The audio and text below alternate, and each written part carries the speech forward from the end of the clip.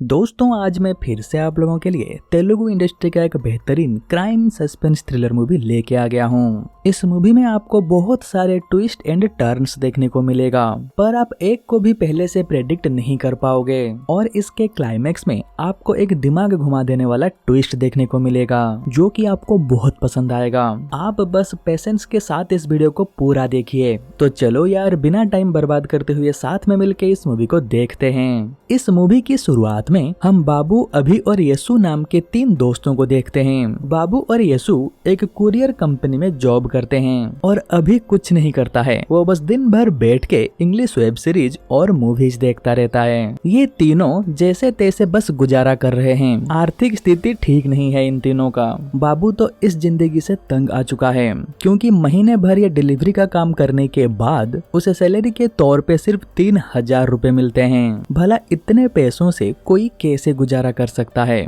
और ऊपर से बाबू को हर महीने अपने माँ के लिए कुछ पैसे भेजने होते हैं, पर इस महीने माँ को भेजने के लिए उसके पास पैसे नहीं होते हैं। तो यसु बाबू को 3000 रुपए देता है और कहता है अभी के लिए तुम ये रख लो, जब तुम्हारे पास पैसे होंगे तुम मुझे वापस कर देना। और फिर यसु बाबू को आज उसके साथ चलने के लिए कहता है। फिर ये दोनों कुरियर डिलीवरी करने के लिए एक घर में जाते हैं। फिर एक बुजुर्ग आदमी दरवाजा खोलता है और प्रोडक्ट रिसीव करके यसु को पैसे दे देता है।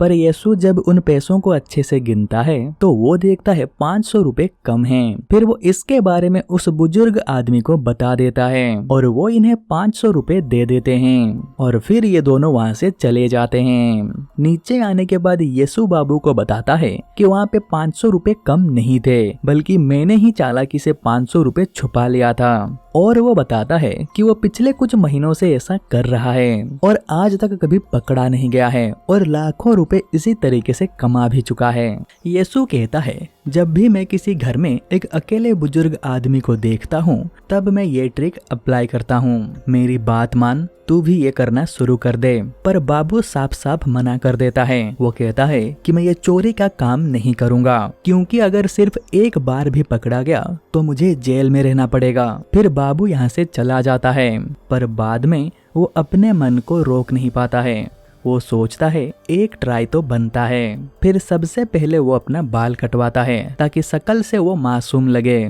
फिर डिलीवरी देने के लिए एक अपार्टमेंट कॉम्प्लेक्स में जाता है। सबसे पहले वो रजिस्टर बुक में साइन करता है और अंदर चला जाता है। फिर वो बाइक से उतर के बस जा ही रहा होता है, तभी एक लड़की स्कूटी से आके उससे टकरा जाती है। फिर वो लड़की बाबू से सॉरी कहती है और यहाँ से जाने लगती है। तभी बाबू नोटिस करता है उस लड़की का एक एनवेलप नीचे गिर गया है। फिर वो उस एनवेलप को उठाता है और वापस उस लड़की को दे देता है। फिर हम देखते हैं वो लड़की बहुत ही जल्दी में थी, इसलिए वो लिफ्ट आने का इंतजार ना करते हुए सीढ़ियों से ऊपर जाने लगती है। पर बाबू लिफ्ट का इंतजार करता है। तभी वहाँ पे एक और बंदा आ जाता है। वो फोन पे किसी से बात कर रहा होता है। वो कहता है बस एक एड्रेस वेरिफिकेशन के लिए वो तेजस्वी से मिलने आया है। दोस्तों आपको याद होगा थोड़ी देर पहले बाबू ने उस लड़की को जो एनवेलप दिया था उस पे भी तेजस्वी लिखा था। मतलब ये बंदा एड्रेस वेरिफिकेशन के लिए उसी लड़की के पास जा रहा होता है। फिर लिफ्ट ओपन होता है और ये दोनों लिफ्ट के अंदर चले जाते हैं। पर लिफ्ट के अंदर पहले से ही एक बंदा होता है। वो बाबू से कहता है मेरा नाम रवि है, मैं फ्लैट नंबर 501 में रहता हूँ। एक प्रोडक्ट को ऑर्डर करके 7 दिन से ज्यादा हो गया है, वो अभी तक नहीं पहुँचा है। क्या तुम बता सकते हो वो कब तक पहुँचेगा? तो बाबू कहता है सर मैं एक डिलीवरी बॉय हूँ, मुझे इसके बारे में कुछ भी पता नहीं है। आप एक काम करिए, आप कस्टमर केयर पे कॉल करके बात कर लीजिए, वो आपको सब कुछ बता देंगे। फिर हम देखते हैं कुरियर डिलीवरी करने के लिए बाबू फ्लैट नंबर 401 में जाता है। तो यहाँ पे एक बूढ़ी औरत दरवाजा खोलती है। दोस्तों आपको याद होगा यसु ने कहा था जिस घर में बुजुर्ग अकेले होंगे अगर हम चाहें तो वहाँ से 500 रुपए एक्स्ट्रा कमा सकते हैं। तो बाबू को लगता है ये सही मौका है। फिर हम देखते हैं वो बुजुर्ग महिला बाबू को उस कुरियर के पैसे देती है। फिर बाबू पैसों को गिनने लगता है, पर उस बुजुर्ग महिला की नजर 1 सेकंड के लिए भी उन पैसों से नहीं हटती है। बाबू मन ही मन में ये सोचता है अगर ये मुझे ऐसे ही देखती रही तो मैं 500 रुपए निकालूंगा कैसे। फिर उसके दिमाग में एक आइडिया आता है और वो कहता है मुझे बहुत प्यास लग रही है, क्या मुझे थोड़ा सा पानी मिल सकता है? फिर वो बुजुर्ग महिला पानी लाने के लिए अंदर चली जाती है और इसी मौके का फायदा उठा के बाबू एक 500 का नोट अपने टी शर्ट के अंदर छुपा लेता है। और कुछ टाइम बाद जब वो बुजुर्ग महिला पानी लाके देती है, बाबू पहले उस पानी को पी जाता है और फिर कहता है, आपने मुझे 500 रुपए कम दिया है, जल्दी से मुझे 500 रुपए और दे दीजिए, मुझे यहाँ से जाना है। ये सुनने के बाद बुजुर्ग औरत गुस्सा हो जाती है। वो कहती है, मैंने बिल्कुल सही दिया था, भला 500 रुपए कम कैसे हो सकते हैं? जरूर तुमने ही ये 500 रुपए चुराया होगा, इसीलिए तुमने मुझे जानबूझ के पानी लाने के लिए भेज दिया था। फिर वो बूढ़ी औरत गुस्से से बाबू की टी शर्ट को पकड़ लेती है और तभी हाथापाई के दौरान वो 500 रुपए बाहर आ जाता है, जो कि थोड़ी देर पहले बाबू ने टी शर्ट के अंदर रखा था।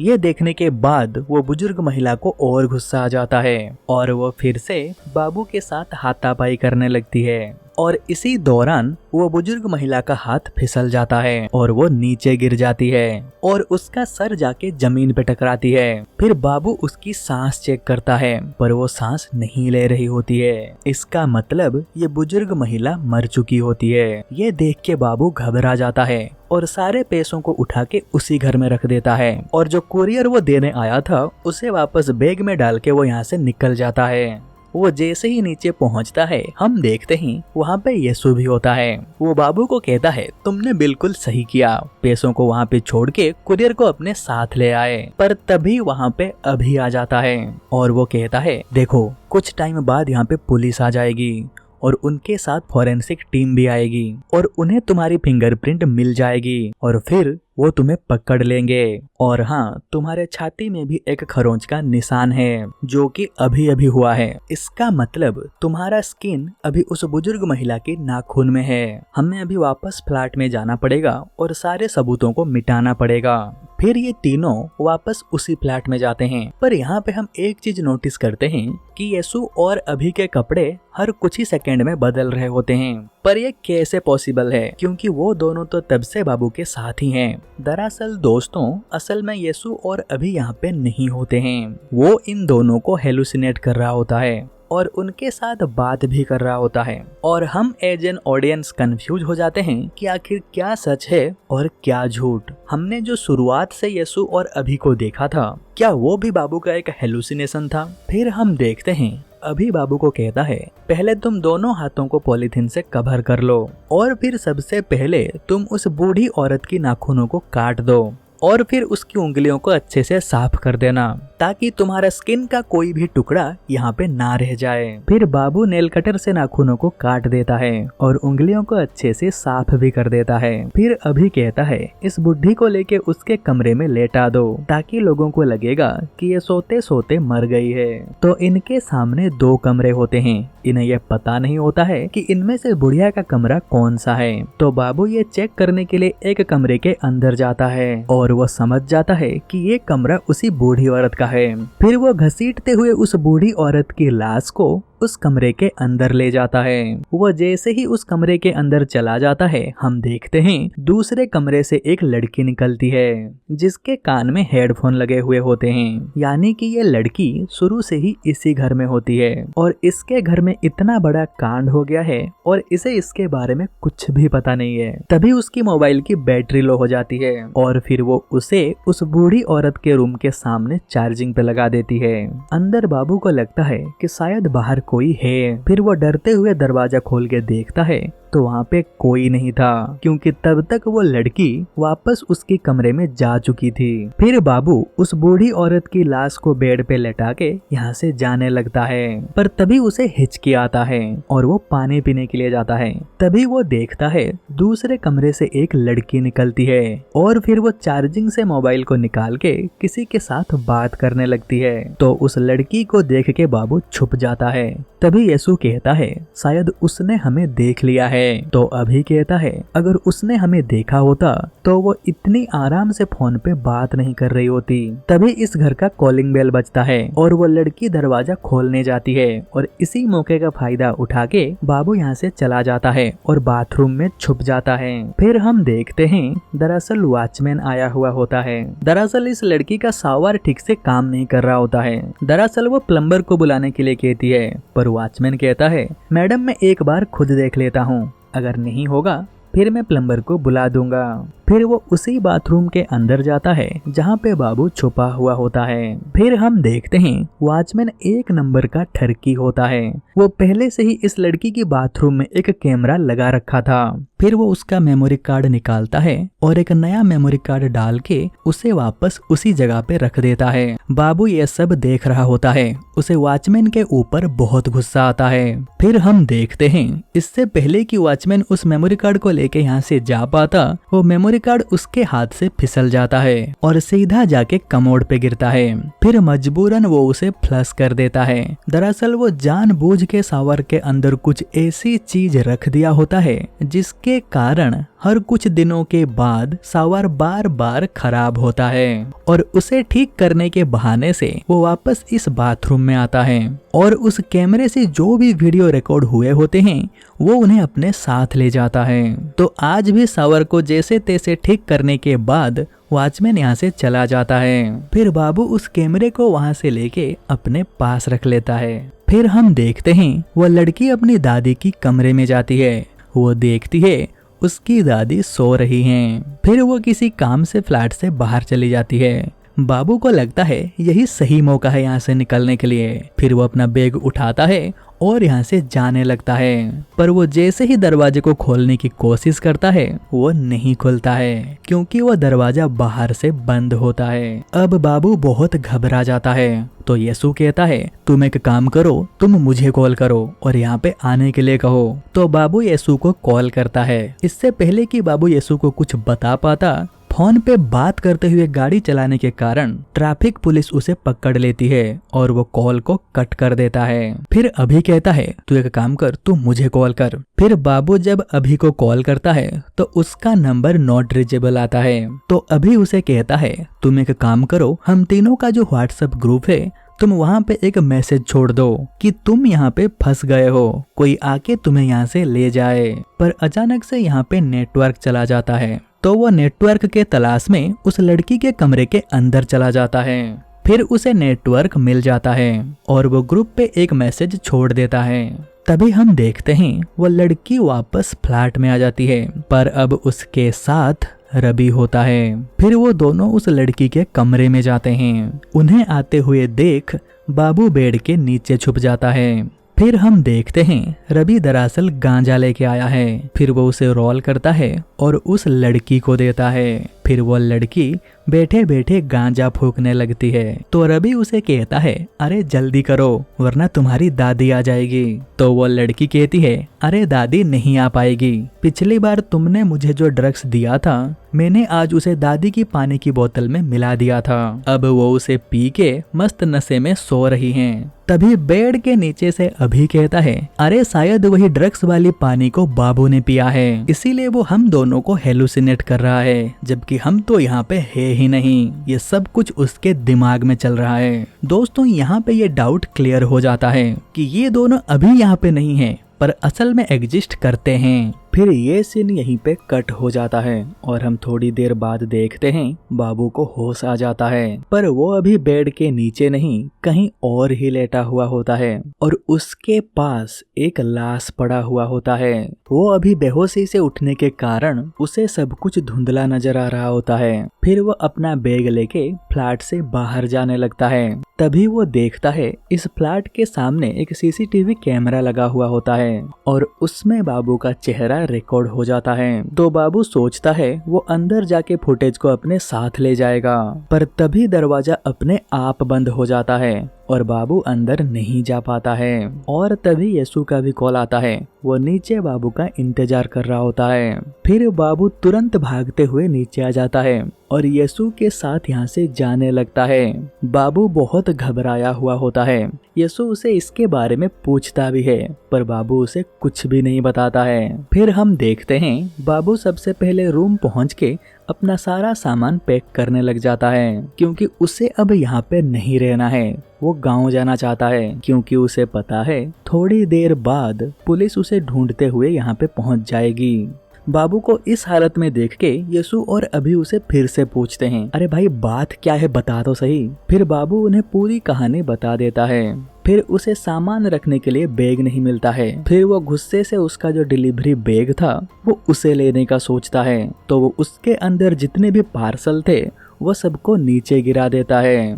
और यहाँ पे आता है एक बहुत ही बड़ा ट्विस्ट। बाबू के बैग के अंदर कोई पार्सल नहीं, बहुत सारे पैसे होते हैं। इतने सारे पैसों को एक साथ देख के ये सब चौंक जाते हैं। फिर ये लोग सबसे पहले दरवाजे को अच्छे से बंद कर देते हैं और इन पैसों को गिनने में लग जाते हैं। तो यहाँ पे टोटल 50 लाख रुपए होते हैं। फिर यसु कहता है, भाई इन पैसों का क्या करना है, मेरी मानो तो चलो इन पैसों के साथ हम यहाँ से भाग चलते हैं। तो अभी कहता है, भाई ये सिर्फ 50 लाख है, 50 करोड़ नहीं। इतने से पैसों से हमारा लाइफ सेट नहीं हो जाएगा। मेरे पास एक आइडिया है, हम वापस उसी फ्लैट में जाएंगे और सीसीटीवी फुटेज को अपने साथ ले आएंगे और इन पैसों को वापस वहीं पे रख देंगे और डिलीवरी कंपनी के पार्सल भी अपने साथ ले आएंगे और बाबू के सभी फिंगरप्रिंट्स को मिटा देंगे। इससे ये होगा कि बाबू इन सब में नहीं फंसेगा और हम तीनों की लाइफ पहले जैसे ही चलती रहेगी। तो यसु कहता है,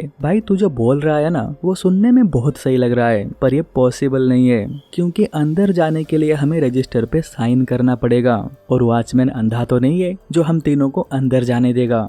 फिर बाबू कहता है, देखो दोनों तरफ ही रिस्क है, तो क्यों ना हम अभी का बात माने और एक ट्राई करके देखें। अगर हम कामयाब हो जाते हैं तो कम से कम पूरी जिंदगी पुलिस से बच के भागना नहीं पड़ेगा। फिर अभी कहता है, सुनो मेरे पास मेरे एक दोस्त की कार है, हम उसी से जाएंगे, इससे हमें वॉचमैन को चकमा देने में आसानी होगी। फिर ये तीनों वहाँ वापस जाने के लिए निकलते हैं। तभी अचानक से बाबू को याद आता है, अरे पैसे तो ऊपर ही रह गए हैं। तो वो पैसों को लाने के लिए यसु को भेजता है। फिर थोड़ी देर बाद यसु पैसों को लेके नीचे आ जाता है। फिर रास्ते में अभी इन दोनों को कहता है, जब हम अपार्टमेंट कॉम्प्लेक्स के गेट के पास पहुंच जाएंगे तुम दोनों छुप जाना, ताकि वॉचमैन को लगे कार में सिर्फ एक ही बंदा है। फिर हम देखते हैं जब ये वहाँ पे पहुँच जाते हैं, अभी स्पीड के साथ ही कार को अंदर ले जाता है और सीधा पार्किंग एरिया में पहुँच जाता है। फिर उतरने के बाद यसु कहता है, भाई तूने ये किया कैसे,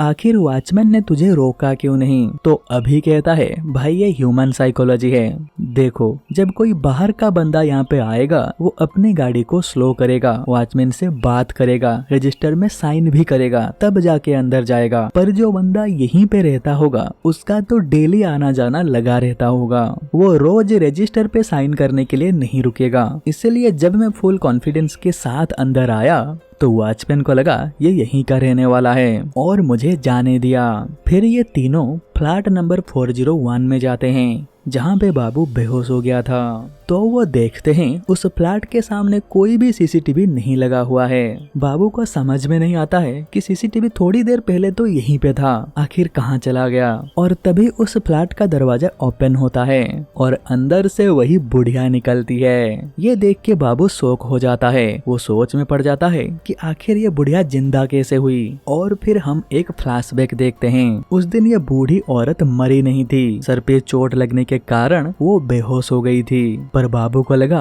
कि वो मर चुकी है। तो हम देखते हैं बुढ़िया फोन पे किसी से बात कर रही होती है और इसी मौके का फायदा उठा के बाबू दरवाजे के पास चला जाता है और वो जैसे ही अंदर देखता है अंदर सब कुछ नॉर्मल होता है, जमीन पे कोई भी लाश नहीं होता है। ये देख के बाबू चौंक जाता है और वापस जाके छुप जाता है और अपने दोस्तों को भी ये सब कुछ बता देता है। फिर हम वापस प्रेजेंट में देखते हैं। बाबू को अचानक से याद आता है उस दिन उसे होश आने के बाद जब वो यहाँ से भाग रहा था तब वो एक फ्लावर पॉट से टकरा गया था और वो गिर के टूट भी गया था, पर यहाँ पे कोई भी टूटा हुआ फ्लावर पॉट नहीं है। फिर बाबू ऊपर की तरफ जाने लगता है। फिर वो देखता है फ्लैट नंबर 501 के सामने एक फ्लावर पॉट टूटा हुआ है और फ्लैट के सामने सीसीटीवी कैमरा भी लगा हुआ होता है। इसका मतलब बाबू बेहोश तो फ्लैट नंबर 401 में हुआ था, पर उसको होश फ्लैट नंबर 501 में आया था। आखिर वो वहाँ से यहाँ तक पहुँचा कैसे, ये हमें आगे पता चलेगा।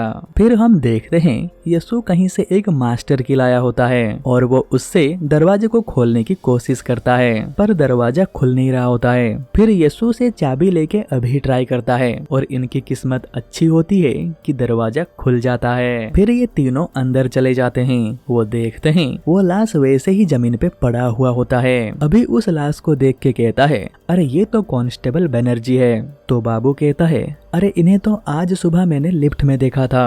फिर यीशु कहता है, भूलो मत हम यहाँ पे क्यों आए हैं। हमें सबसे पहले उन प्रोडक्ट्स को ढूंढना पड़ेगा जो तुम्हारे बैग से गायब हैं। तो तीनों पूरे घर की अच्छे से तलाशी लेते हैं पर उन्हें कोई भी प्रोडक्ट्स नहीं मिलता है। फिर यीशु को एक सीक्रेट दरवाजा मिलता है। फिर ये लोग उसे खोल के अंदर चले जाते हैं। तो वो देखते हैं यहाँ पे गांजे का पेड़ उगाया गया होता है और यहाँ पे एक लैब भी होता है।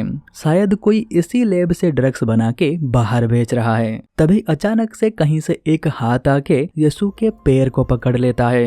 ये हाथ किसी और की नहीं बल्कि उसी लड़की का होता है जिसे बाबू ने आज सुबह देखा था। दरअसल लैब के अंदर ये लड़की बेहोशी की हालत में पड़ी हुई थी। तभी बाबू को याद आता है कि आज सुबह कांस्टेबल किसी को बता रहा था कि वो तेजस्वी का एड्रेस वेरिफिकेशन करने के लिए आया है। फिर बाबू सोचता है उसे जो एनवेलप मिला था उसमें तेजस्वी का फ्लैट नंबर 503 लिखा हुआ था, मतलब ये फ्लैट तेजस्वी का नहीं है। तो यीशु कहता है, अगर कांस्टेबल को फ्लैट नंबर 503 में जाना था तो वो यहाँ पे क्या कर रहा था और यहाँ पे मरा कैसे और ये फ्लैट है किसका। फिर बाबू को याद आता है कि आज सुबह लिफ्ट में एक बंदा उसे उसके पार्सल के बारे में पूछ रहा था। उसने अपना नाम रवि बताया था और उसने कहा था कि वो फ्लैट नंबर 501 में रहता है। फिर बाबू कहता है, मतलब हुआ कुछ यूं होगा, शायद कांस्टेबल को किसी तरीके से रवि के ड्रग्स के बारे में पता चल गया होगा और इसके चलते रवि ने कांस्टेबल को मार डाला, पर उसे ये सब करते हुए तेजस्वी देख लेती है, इसीलिए उसने उसे भी मार के बेहोश कर दिया। तो यीशु कहता है, रवि ने तेजस्वी को जान से क्यों नहीं मारा। तो अभी कहता है, शायद रवि इन दोनों को मार के इनके खून के इल्जाम में बाबू को फंसाना चाहता था, इसीलिए वो बाबू को फ्लैट नंबर 401 से यहाँ ले आया था। पर इससे पहले कि वो तेजस्वी को मार पाता तुम यहाँ से भाग जाते हो और रवि का पूरा प्लान गड़बड़ हो जाता है और वो तेजस्वी को इसी बेहोशी के हालत में छोड़ के कोई नया प्लान बनाने के लिए यहाँ से निकल जाता है। तभी यीशु को प्यास लगता है तो वो पानी की तलाश में एक फ्रीजर को ओपन करता है। फिर एज एन ऑडियंस हम देखते हैं फ्रीजर के अंदर रवि का लाश होता है। ये देख के सब डर जाते हैं और सोचने लगते हैं कि अगर रवि ने ये सब नहीं किया है तो इन सब के पीछे कौन है। तभी इन्हें कुरियर कंपनी के सभी प्रोडक्ट्स मिल जाते हैं। तो यीशु कहता है, देख भाई, हमें जो चाहिए था वो हमें मिल गया, अब हम लोगों को यहाँ से चलना चाहिए। पर बाबू कहता है, मुझे ये जानना है कि इन सब के पीछे कौन है। फिर बाबू अभी से कहता है, तुम्हें सीसीटीवी कैमरा का फुटेज मिला या नहीं। तो अभी कहता है, इस पूरे घर में मुझे ना ही कोई कंप्यूटर और ना ही कोई हार्ड डिस्क मिला, शायद बाहर वो कैमरा सिर्फ लोगों को डराने के लिए रखा गया है, असल में कोई भी फुटेज यहाँ पे रिकॉर्ड नहीं होता है। फिर बाबू अभी को कहता है, तुम यहीं पे रुको, अगर तेजस्वी को होश आ जाए तो तुम उसे पूछना कि ये सब किसने किया है। और यीशु को अपने साथ लेके बाबू यहाँ से बाहर चला जाता है। दरअसल बाबू को याद आता है जब वो नशे के हालत में बेड के नीचे था तब यीशु ने उसे कॉल किया था। वो पॉकेट से मोबाइल तो निकाला था पर बात करने से पहले ही वो बेहोश हो गया था। पर इसी दौरान उसने बाथरूम से जो स्पाई कैमरा को उठा के अपने पॉकेट में रखा था वो भी यहीं पे गिर जाता है। दरअसल बाबू को अभी उस कैमरा का फुटेज चाहिए क्योंकि जिसने भी उसे वहाँ से लाया है उसका चेहरा वहाँ पे कैप्चर जरूर हुआ होगा। फिर बाबू और यीशु वॉचमैन के पास जाते हैं और उस कैमरा का फुटेज मांगते हैं। पहले तो वो इन सब से इनकार कर देता है। वो कहता है, मैं ऐसा काम नहीं करता हूँ। पर थोड़ा मार खाने के बाद वो बता देता है कि उस कैमरे के अंदर एक मेमोरी कार्ड है, जो भी रिकॉर्ड होता है वो वहीं पे स्टोर होता है। मैं तुम्हें यहाँ से वो फुटेज नहीं दिखा सकता हूँ, उसके लिए हमें वो मेमोरी कार्ड चाहिए। फिर वॉचमैन इन दोनों को अपने साथ लेके फ्लैट नंबर 401 में जाता है और कहता है, मैडम मैं प्लम्बर को अपने साथ लेके आया हूँ, ये लोग आपके शावर प्रॉब्लम को ठीक कर देंगे। यहाँ पे एक अच्छी चीज ये होता है कि वो बूढ़ी औरत बाबू को पहचान नहीं पाती है। फिर बाबू को वो कैमरा बेड के नीचे पड़ा हुआ मिलता है। फिर वो मेमोरी कार्ड को निकाल के अपने फोन में डालता है। दरअसल बाबू इस उम्मीद में है कि शायद इस फुटेज में उसे उस बंदे का चेहरा दिख जाए जिसने उसे फ्लैट नंबर 401 से 501 में ले गया था। तो वो देखता है वो बंदा कोई और नहीं रवि ही होता है। वो इसे घसीटते हुए ले जा रहा था। फिर हम देखते हैं आगे की फुटेज में कुछ ग्लिच आ जाता है और शायद वीडियो ठीक से रिकॉर्ड नहीं हो पाया है। फिर ये लोग यहाँ से चले जाते हैं, पर जाने से पहले यीशु उस लड़की को वो कैमरा दे देता है और बता देता है कि ये स्पाई कैमरा उसकी बाथरूम में वॉचमैन ने रखा था। फिर ये दोनों वापस फ्लैट नंबर 501 की तरफ जाते हैं। तभी इनके सामने एक बंदा फोन पे किसी से बात कर रहा होता है। तो उसका पर्स नीचे गिर जाता है तो बाबू उसे उठा लेता है।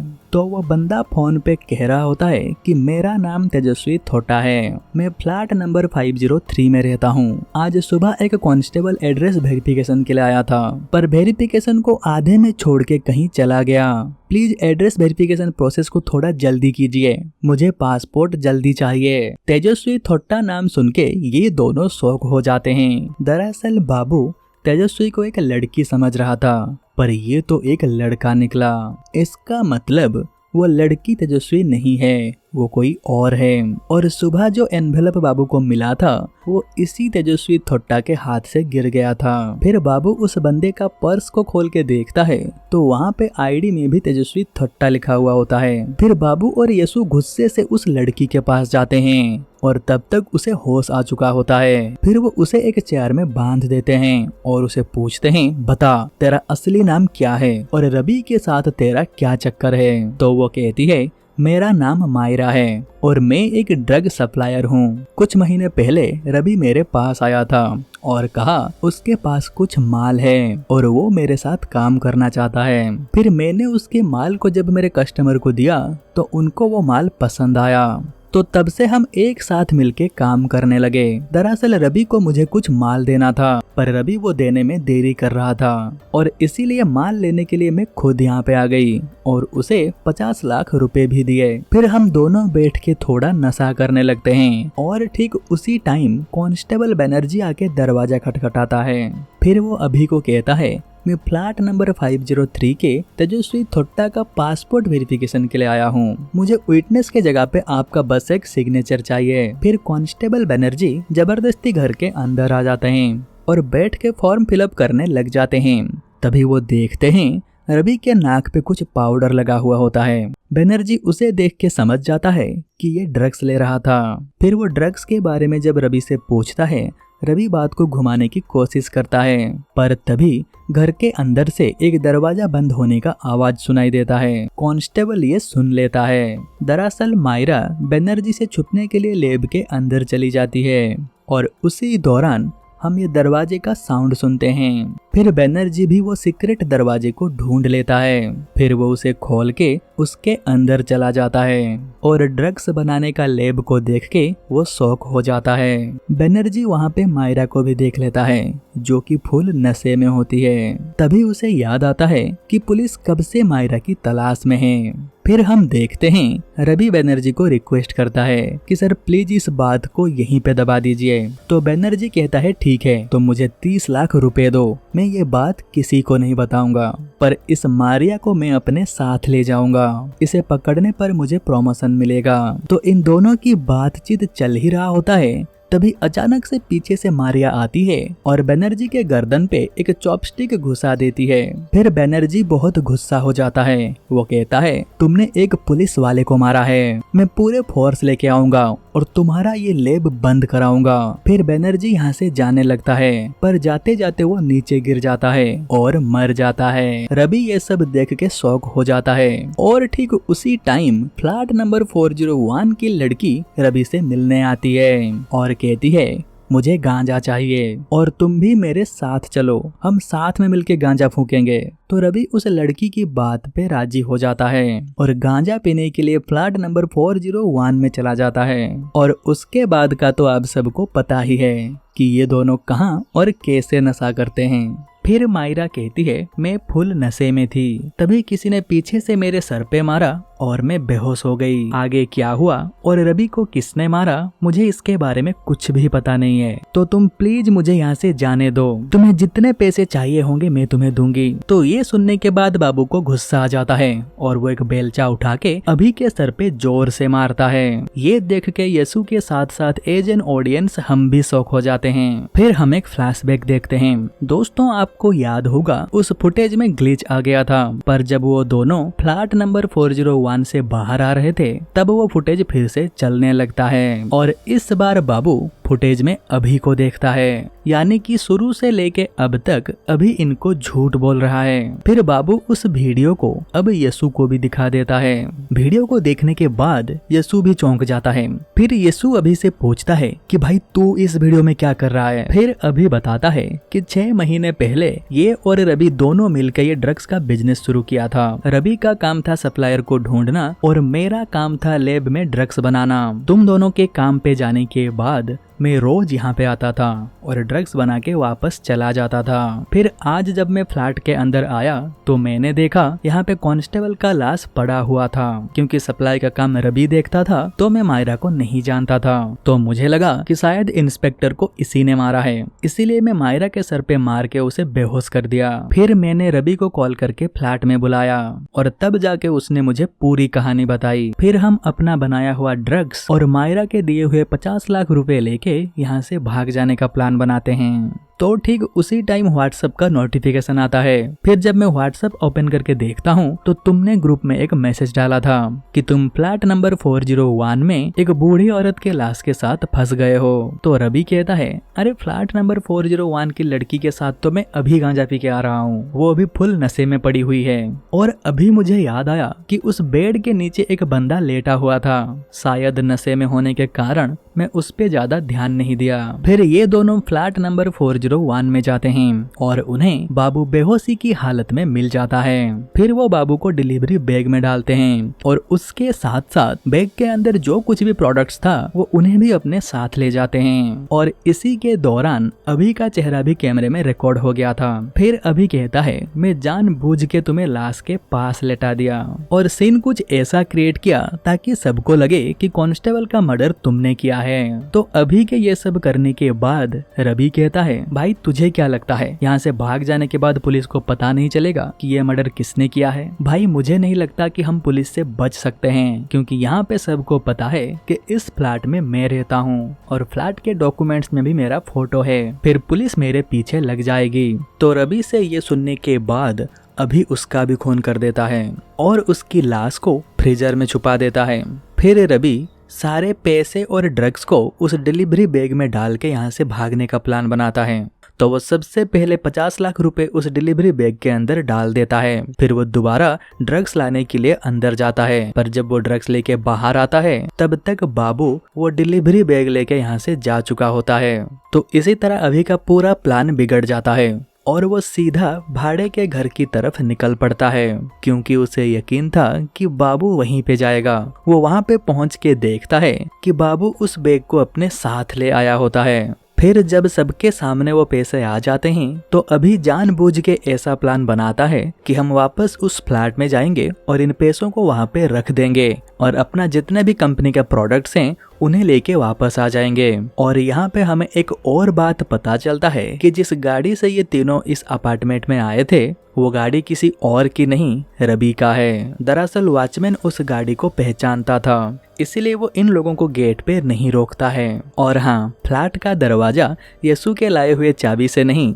बल्कि रवि के पास जो इस फ्लैट का चाबी था उसने उसी से खोला था। फिर अभी कहता है मुझे लगा था तुम सिर्फ अपना प्रोडक्ट्स लेके यहाँ से चले जाओगे, पर तुम तो इसके पीछे कौन है ये पता करने में लग जाते हो। तो ये सब सुनने के बाद बाबू को बहुत गुस्सा आता है और वो लैब को तोड़ने लगता है और इसी दौरान एक कंटेनर लीक हो जाता है, पर बाबू की नजर उस पे नहीं जाता है, पर अभी उसे देख लेता है। इससे पहले कि अभी उस लीक को बंद कर पाता बाबू और अभी के बीच में हाथापाई शुरू हो जाता है और दूसरी तरफ मारिया अपने आप को चेयर से छुड़ा लेती है और अपने हाथ में बंधे हुए रस्सी को खोलने के लिए वो स्टॉप जलाती है ताकि वो उस आग से उस रस्सी को जला सके।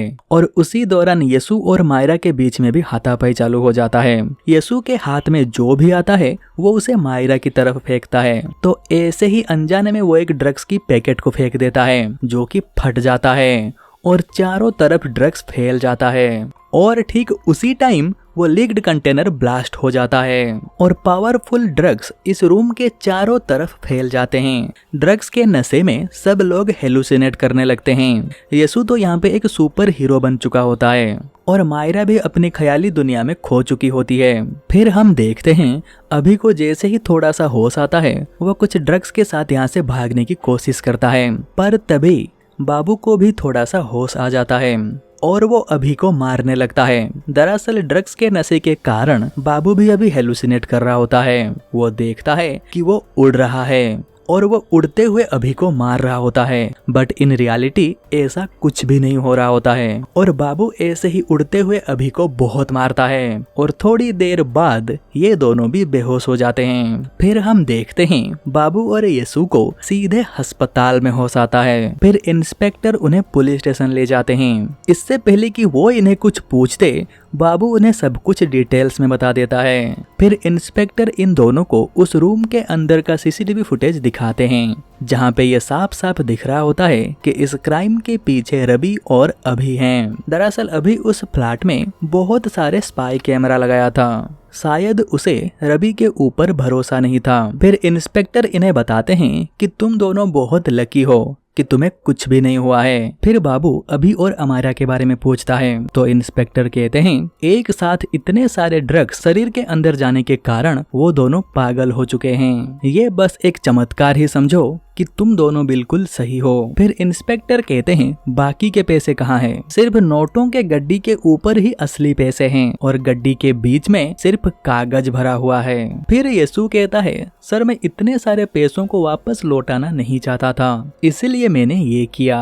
फिर येसु बाकी के पैसे इनके घर में कहाँ पे है वो इंस्पेक्टर को बता देता है और इंस्पेक्टर उन पैसों को वहाँ से ले आते हैं और इन दोनों को छोड़ देते हैं। ये दोनों रूम में बैठ के अफसोस कर रहे होते हैं कि इतने सारे पैसे मिले थे पर सब चले गए। और दूसरी तरफ हम इंस्पेक्टर को देखते हैं 50 लाख रुपए मिलने के कारण वो बहुत ही खुश था। और तभी अचानक से टीवी पे मोदी जी लाइव आ जाते हैं और वो कहते हैं आज रात 12 बजे के बाद पुराने 500 और 1000 रुपए के नोट मान्य नहीं रहेंगे। इसका मतलब इंस्पेक्टर को अभी अभी जो 50 लाख रुपए मिला था उसका वैल्यू अभी 0 हो गया। और इंस्पेक्टर के इसी दुख के साथ ये मूवी यहीं पे खत्म हो जाता है। तो दोस्तों उम्मीद करता हूँ कि आपको ये वीडियो अच्छा लगा होगा। अगर आपको ये वीडियो अच्छा लगा है तो इस वीडियो को लाइक कर देना और हाँ कमेंट करके भी बताना कि आपको ये वीडियो कैसा लगा। और अगर आपने अभी तक मुझे सब्सक्राइब नहीं किया है तो सब्सक्राइब कर दीजिए और सब्सक्राइब करने के बाद बेल आइकन को दबा के नोटिफिकेशन को ऑल पे रखिएगा ताकि मैं नेक्स्ट जब भी वीडियो अपलोड करूंगा आपके पास उसका नोटिफिकेशन आ जाएगा और आप मेरा एक भी वीडियो मिस नहीं करोगे। तो चलो यार आज के इस वीडियो में बस इतना ही, फिर मिलते हैं कोई दूसरी वीडियो के साथ। तब तक के लिए बाय बाय।